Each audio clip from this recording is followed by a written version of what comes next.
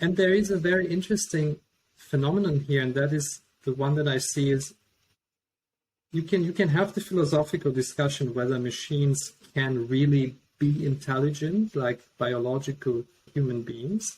Right. Some people say no, some people say yes.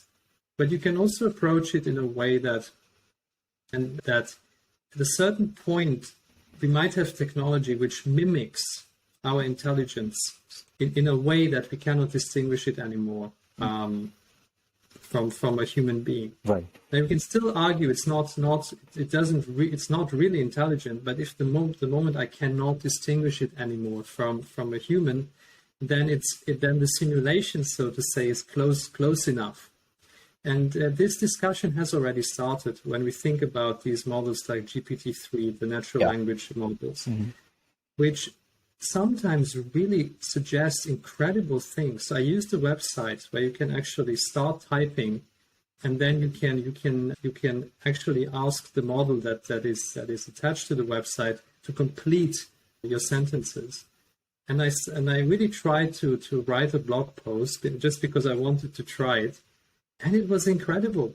It was, wow. I had an idea, and it picked up on the idea, and it continued the idea in a way that I wanted it to continue, and even brought in a metaphor that I really liked. That, of course, I had to change it a little bit, but that was really impressive. Wow. Now, this model is definitely not intelligent, but it really helped me to write this, and then even it inspired me and to use some metaphor or suggest some metaphor that I wouldn't have come up with that fit.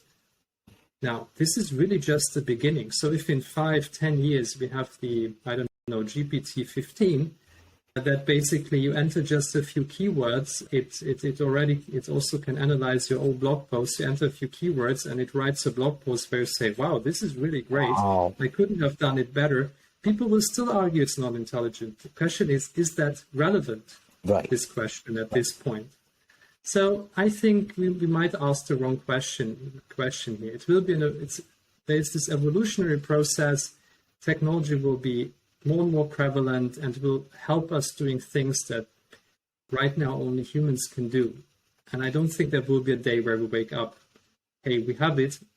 Right. It will be a continuous process. And even if we have, I don't know when in time, you ask me, androids that we cannot distinguish, there will still be people who will say this is not AGI. So I'm not sure this. So that's what I'm saying. We should probably discuss the effect. We should really think about this evolutionary process and think about the ethical ramifications of this slow evolution of the existing models, the environmental footprint, and these things. I think much more important than this question: when do we wake up with AGI? Right. Should we, however, reach the Mr. Data point one day, because your question was, will this be our last invention? Should we be at a point where we're so good with technology that we could have like a Mr. Data type AGI? I think that we will be more merged with this technology than we imagine today. Mm-hmm. So this is another thing that in this discussion, and this is, I think, relates to a question that you will also ask later, but I think we put too much emphasis on the dichotomy biological versus tech intelligence. Mm-hmm. We have started the process of merging technology with our basically biological hardware. These are startups, we all know them. Mm-hmm. There are more than just the one that is the one that is hyped by a certain individual in the US.